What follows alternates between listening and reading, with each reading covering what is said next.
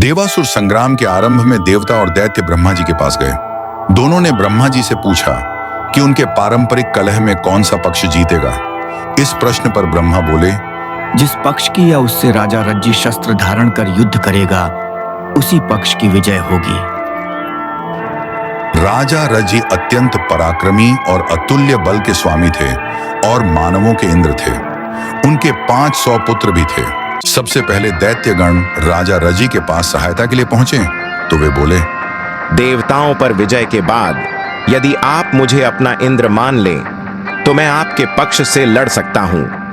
परंतु दैत्य गणों ने यह कहकर मना कर दिया कि उनके इंद्र तो प्रहलाद हैं और वे एक बात कहकर दूसरी तरह का आचरण नहीं करते। तब देवता गण अपने इंद्र शतक्रतु के साथ रज्जी के पास आए और उन्हें देवताओं से वही इंद्र होने की बात कही। देवताओं ने उनकी बात स्वीकार ली और बोले, आप ही हमारे इंद्र होंगे।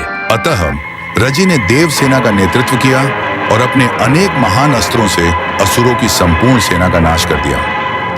युद्ध के बाद देवराज इंद्र ने रज्जी के दोनों चरणों में अपना मस्तक रखकर कहा, भय से रक्षा करने और अन्न दान देने के कारण आप हमारे पिता हैं। आप संपूर्ण लोकों में सर्वोत्तम हैं, क्योंकि मैं त्रिलोक केंद्र आपका पुत्र हूं। राजा हंसे और जोर से बोले, ऐसा ही सही। शत्रु पक्ष की भी चाटुवाक्य युक्त अनुनय विनय करना उचित नहीं होता तो स्वपक्ष की क्या बात। रज्जी समझ गए थे कि इंद्र अपना पद नहीं देना चाहता था, इसलिए वे उनकी चापलूसी कर रहा था। ये कहकर वे अपनी राजधानी चले गए, क्योंकि वे समझ गए थे कि अपना काम निकल जाने के बाद इंद्र अपनी बात से पलट गया था। इसलिए शतक्रतु ही देवताओं का इंद्र रहा। राजा रज्जी के स्वर्गवास के बाद उनके पुत्रों ने शतक्रतु से अपना अधिकार मांगा।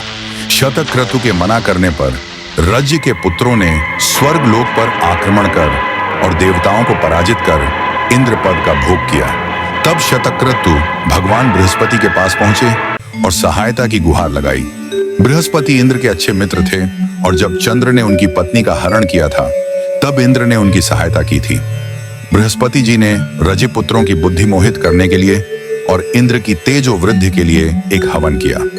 हवन के सफल होते ही रज्जी पुत्र ब्राह्मण विरोधी, वेद विमुख और धर्मचारिण हो गए।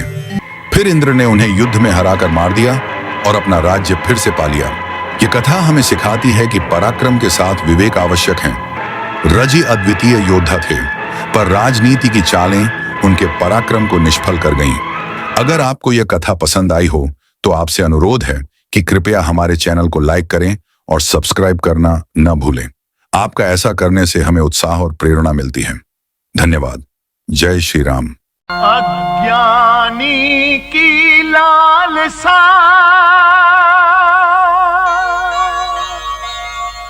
कुटिल बुद्धि का ज्ञान,